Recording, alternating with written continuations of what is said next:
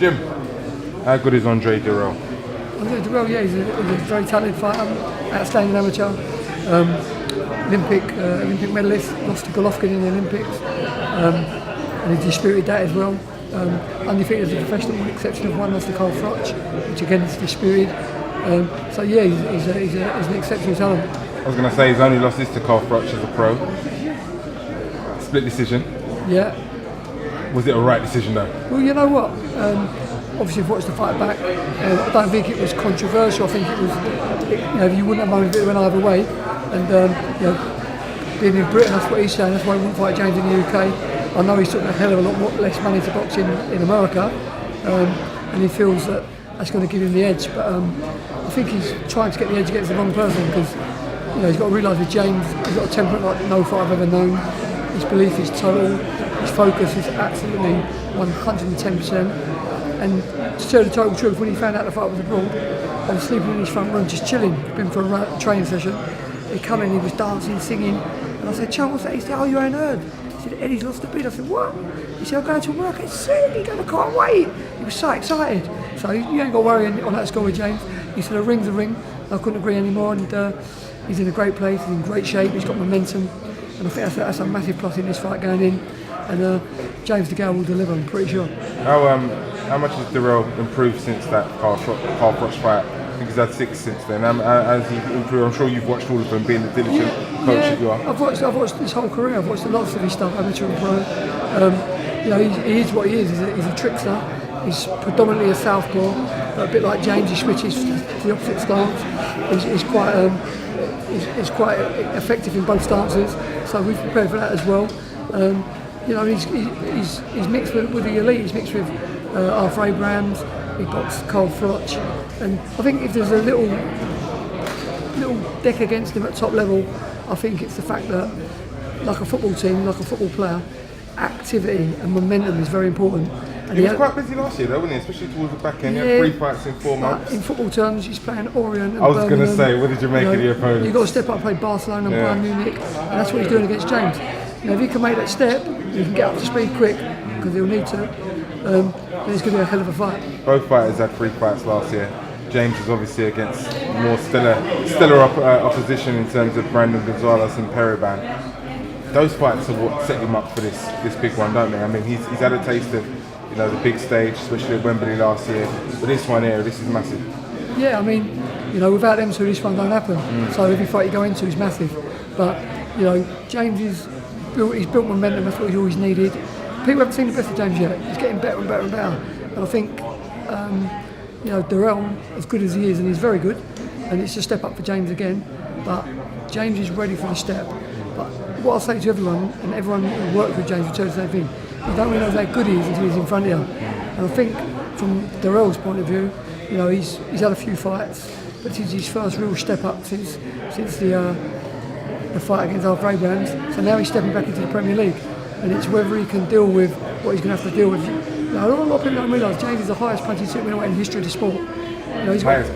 Highest punching. Volume, you mean? Yeah. Right. And to stay with James, you've got to be an exceptional athlete, not just a good boxer.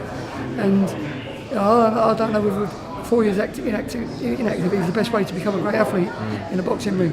You can do as many rounds as you like sparring. And if you look at his calibre of opposition since he's come back, he hasn't been boxing Periban, he hasn't been boxing Gonzalez. So, he's taken a big jump in against James DeGale. Are you surprised that he's taken so long for him to get to this point? Because he started before James, 2005 I think he turned pro.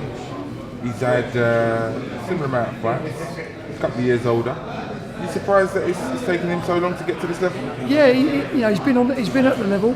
But as you say, he had to have a bit of time out after he came a cropper against Arthur Abrahams.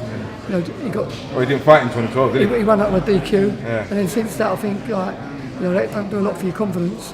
And then I think he's been trying to get his confidence back with the fights he's come back in. Shows by the level of the opposition, a bit like Edwards and that. No disrespect for James, they're 2-round jobs, 3-round jobs. They were not Peribans, they're not Gonzalez. And he's making a big jump. Whether he can make that jump, I don't know, because he's going to get hit with some heavy shots in this fight. I know he had issues with his brain scan before, and when we cross that line to fight, we're warriors. I've been there myself. I'm a warrior. We're soldiers. We're fighters. But ultimately they're human beings. And when he gets in with James DeGale, and I've seen what he's doing to sparring partners, when he gets hit with them little gloves on, it'll be very interesting to see what goes on inside his mind. Well, you mentioned that obviously James has fought all over the world and he was happy to take this fight wherever it was, a ring's a ring, but he's only fought abroad twice as a pro. I mean, some would say that's given him a sense of comfort. I mean, has he prepared for the job over there? And just, you know what it's like when you're away from home in a fight of this magnitude, all the tricks come out, don't they? Yeah, I mean, you know, from a physical perspective, he's done things that only he could do. I mean, he pulled a drill off the other day, which I defy any athlete to be able to do, with the exception of probably James DeGale. But he's worked 6 years to get to this level of what he's doing physically. And on the mental status, sky's the limit, because you know his mental outlook is so positive. You know, he really is into it. He's got a great positive mental attitude to everything. And I just think he carries all the cards to go and win a world title. He's just he's in tremendous condition, which you can see. He's sparred a phenomenal amount of rounds. Technically, he's been brilliant with all the guys he's worked with.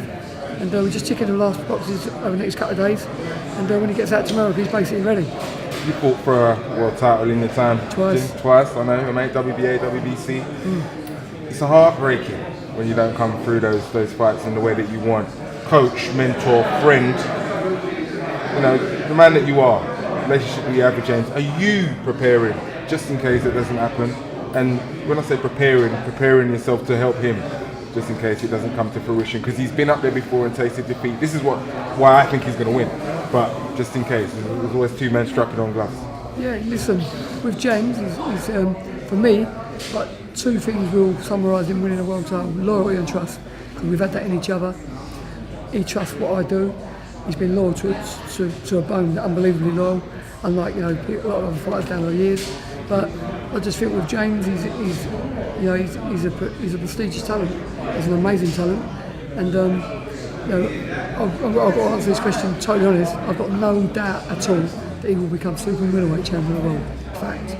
When he brings back that belt, then let's allow ourselves to look past this fight. I know it's not a done thing, especially in your when it comes to you. But let's allow ourselves to look past. Who does he fight next? You know what? In an ideal world. One thing I want to get out there and say, apart from creating history, if you look at the stats of every fighter that's ever boxed in the UK, he will be the most successful British fighter in the history of our sport.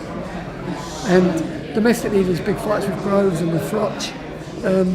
And on the world stage, you look at anyone like Arthur Abrams, you've got Andre Dirrell's brother, who's got the other WBC title. There's lots of options. There's Arthur Abrams, Kesler's, I know he's announced his retirement. Paul Floch is still a big name. So there's a lot of interesting matches. I think any fight they make out of the guys I've just mentioned, and many more in and around them in the ratings, they're all fantastic fights to get your teeth into. So I think once James wins this fight, from then on in, enjoy the journey, because people only realise how good James is whilst he's here, and he's a great fighter. Thanks for your time, mate. Appreciate it. My pleasure, man. Hard work, dedication. Hard work.